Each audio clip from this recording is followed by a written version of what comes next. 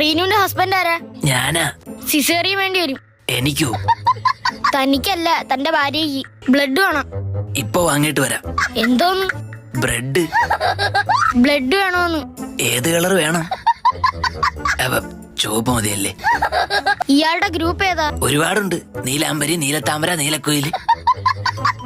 WhatsApp group അല്ലേ? എടോ, blood ഗ്രൂപ്പാ പറഞ്ഞത്. O positive. അപ്പോ തന്റെ ബ്ലഡ് എടുക്കാം. താൻ കുടിക്കാറുണ്ടോ? ബ്ലഡ് കുടിക്കാൻ ഞാൻ എന്താണ് കൊതുക? മദ്യപിക്കാറുണ്ടോന്ന്?